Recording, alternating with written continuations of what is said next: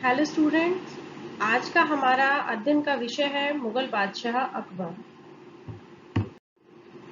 सबसे पहले हम अकबर के प्रारंभिक जीवन पर चर्चा करते हैं और यह जानने का प्रयास करते हैं कि जब अकबर का जन्म हुआ तो हुमायूं की जो आर्थिक स्थिति थी वो किस प्रकार की थी। तो अकबर का जन्म 15 अक्टूबर 1542 को अमरकोट में राणा वीर साल के महल में हुआ था। उनके पिता का नाम हुमायूं और माता का नाम हमीदा बानो था। जब अकबर का जन्म हुआ था तो हुमायूं की आर्थिक जो दशा थी वो बहुत ही दयनीय थी और ऐसा कहा जाता है कि जब ये खबर हुमायूं को प्राप्त हुई कि अकबर का जन्म हुआ है तो उसने अपने खेमे में कस्तूरी के टुकड़े करके अपने साथियों में बांटते हुए कहा था कि जिस तरह से इस खेमे में कस्तूरी की सुगंध फैल रही है उसी तरह से मेरे पुत्र की सुगंध पूरे विश्व में फैले।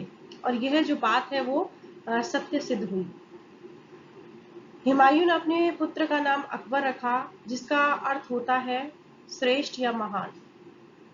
जब अकबर 5 साल का हुआ तो उसके लिखने और पढ़ने की व्यवस्था की गई, लेकिन अकबर का जो मन है वो शिक्षा में नहीं लगा और वह शिक्षा के प्रति सदा ही उदासीन बना रहा। अब हम बात करते हैं कि किस तरह से अकबर को राज्याभिषेक हुआ या गद्दी प्राप्त हुई। हुमायूं की मृत्यु पुस्तकालय की सीढ़ियों से गिरने से हो गई थी। उस समय अकबर कलानौर नामक स्थान पर था और वहां पर बैराम खां ने ईंटों का एक चबूतरा बनाकर तत्काल ही 14 फरवरी 1556 को अकबर का राज्याभिषेक कर दिया और उसके पश्चात 17 फरवरी को दिल्ली में सोने के सिंहासन पर बैठाकर पुनः अकबर का राज्याभिषेक किया गया। अगर हम उसकी प्रारंभिक कठिनाइयों की बात करें तो जिस समय अकबर को गद्दी प्राप्त हुई थी, मुगल जो शासन है वो बहुत ही अस्त व्यस्त स्थिति में था और जो अकबर के जो रिश्तेदार थे वो भी उसके सामने कठिनाइयां उपस्थित कर रहे थे। साथ में ही जो पंजाब में सिकंदर सूर, आगरा में हेमू और उत्तर प्रदेश में मोहम्मद आदिल शाह सूर का अधिकार था। साथ में ही अकबर के जो संबंधी थे वो भी उसके पक्ष में नहीं थे और उसका जो सौतेला भाई था मिर्जा हकीम, साथ में ही उसका चचेरा भाई सुलेमान मिर्जा भी उसके विरुद्ध थे। दिल्ली और जो आगरा था उसकी स्थिति भी बहुत ही बिगड़ी हुई थी। इस संकट काल में अकबर को बैराम खां ने अपनी योग्यता और चतुराई से निकाला। अब बात करते हैं कि किस प्रकार से अकबर ने इन कठिनाइयों पर विजय प्राप्त की। कलानौर में राज्यारोहण होने के बाद अकबर और उसका जो संरक्षक था बैराम खां वो दिल्ली की ओर उसने कूच किया और उसको मार्ग में यह जानकारी मिली कि हेमू ने मुगल जो सूबेदार है तारगी बेग उसको पराजित कर लिया है और दिल्ली और आगरा पर कब्जा कर लिया है और अब वह पंजाब की ओर कूच कर रहा है। बैराम खां ने सरहिंद नामक स्थान पर एक युद्ध सभा की और जिसमें शत्रु का मुकाबला करने का निर्णय किया। साथ में ही उसने सूबेदार जो तारगी बेग है उसको कायरता और अयोग्यता का दोष लगाकर उसे मृत्युदंड दिया। तारगी बेग को मृत्युदंड देने के बाद मुगल सेना तेजी से दिल्ली की ओर बढ़ी। पानीपत के युद्ध से पहले आदिल खां सूर के मंत्री हेमू ने तारगी बेग को पराजित करके दिल्ली और आगरा पर अधिकार कर लिया था और उसने अपना राज्याभिषेक दिल्ली में करवाया। साथ में उसने विक्रमादित्य की उपाधि धारण की।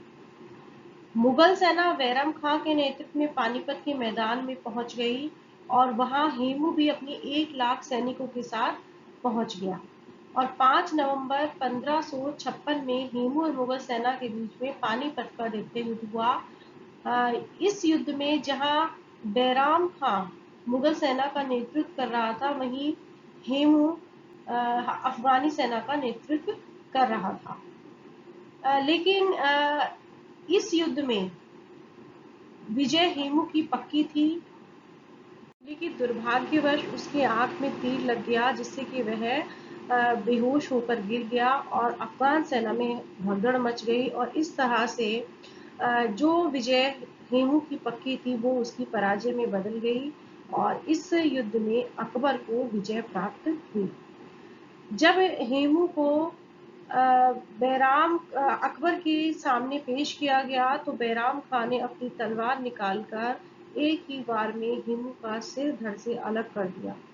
इस तरह से जो पानीपत का द्वितीय युद्ध भारत के इतिहास की एक महान घटना है और इसने भारत के भाग्य का यह निर्णय दूसरी बार मुगलों के पक्ष में किया। अफगानों की इस पराजय और हेमू की मृत्यु हो जाने से भारत में पुनः हिंदू राज्य या पठान राज्य स्थापित होने की जो आशाएं हैं वो सदैव के लिए समाप्त हो गई। अब बात करते हैं कि किस तरह से अकबर ने दिल्ली और आगरा पर अधिकार किया। पानीपत के युद्ध के विजय के बाद अकबर ने दिल्ली और आगरा पर अधिकार कर लिया और उसके सैनिकों ने मेवात पर भी अधिकार कर लिया और जब दिल्ली, आगरा और मेवात पर अधिकार होने के बाद अकबर ने अपने आप को भारत का सम्राट घोषित कर दिया। उधर हेमू से निपटने के बाद अकबर ने सिकंदर सूर को मानकोट के किले में घेर लिया और उसने विवश होकर मुगल सम्राट की अधीनता को स्वीकार कर लिया। इस तरह से अगले जो 3 वर्ष है उसमें अकबर ने मालवा, गुजरात, जयपुर आदि पर भी अधिकार कर लिया और 1560 तक उसने हुमायूं के द्वारा जो विरासत में छोड़ा गए प्रदेश थे उन सबका अकबर स्वामी बन गया।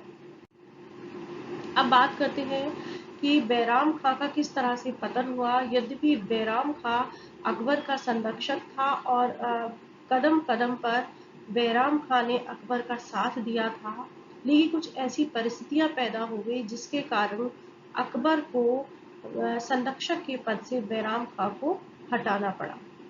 बैराम खां का जो पतन है वो अकबर के शासनकाल की एक प्रमुख घटना है।